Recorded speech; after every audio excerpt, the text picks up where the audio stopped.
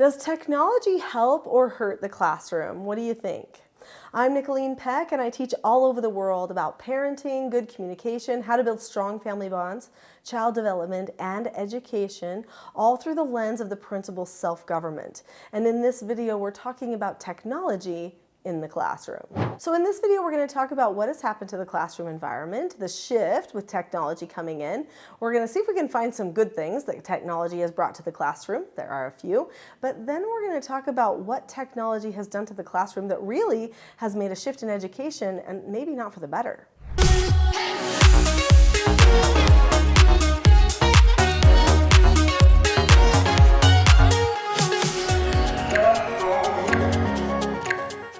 So technology has changed drastically in just a matter of, 10 and 15 years. I mean, honestly, just with AI now, and that's just a few years in here.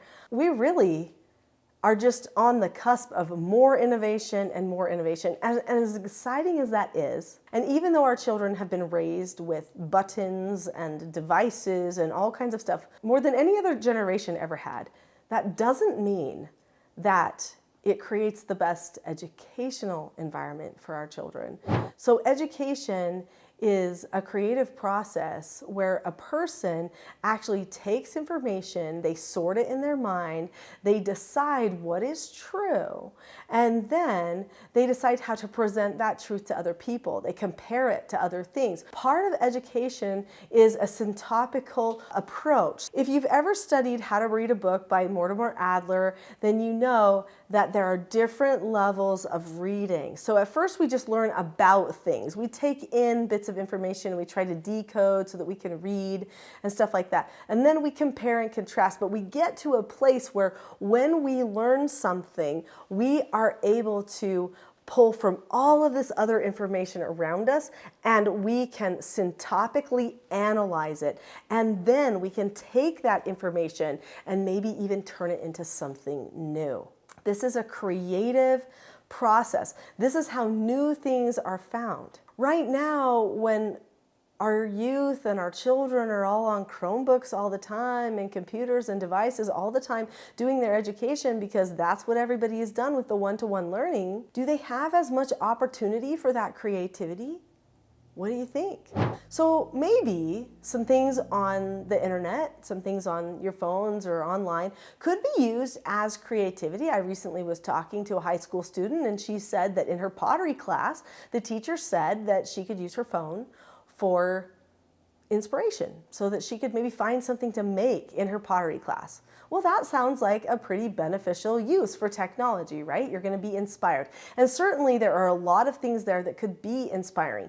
But when we're talking about putting together the projects, is it really that creative? If we have to stick to a certain format every time, and it's a digital format, and maybe somebody takes us through that format, like there's a process that we just have to go, okay, this phase, and then the next phase, and we don't even get to create the phases. I remember when I was in school, I loved doing oral reports. That was my favorite, a lot more than written reports. Probably because I'm more of a speaker by nature, I don't know. But I loved getting up in front of the class and getting creative. Sometimes my oral report would involve a poem or a rap or a song or even a dance move.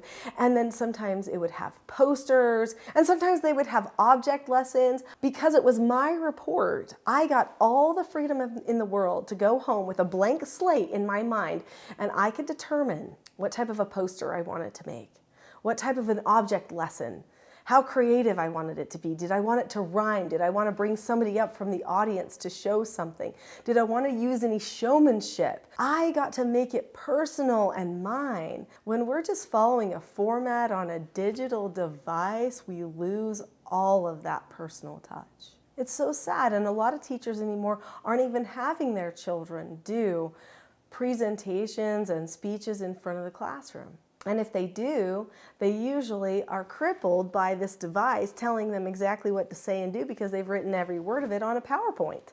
Our children need freedom. And the brave thing that teachers do is, if they want their children to freely think, they bring them back to discussion, paper, pencils, real education. Now, I know that's easier said than done.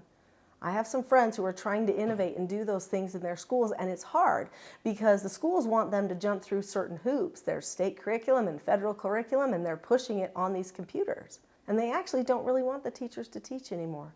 But the teachers know what the children need if they want to have that love of learning, that spark that we all hope to see.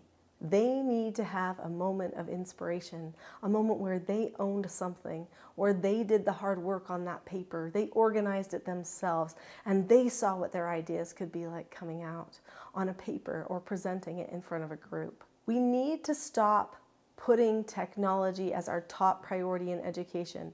Technology is not education. It's a tool that can be used, but if our children don't have education first, then the tool will probably be misused and can even undermine the educational process altogether. And teachers are seeing it, they're frustrated, they're concerned. The parents are too, but nobody thinks they can do anything. I think it's time that we took a really good look at what we need to do to bring back that love of learning. I highly recommend watching my next video, which will go into some of those details. It is called From Teacher Burnout to Love Teaching Again. I'll see you there.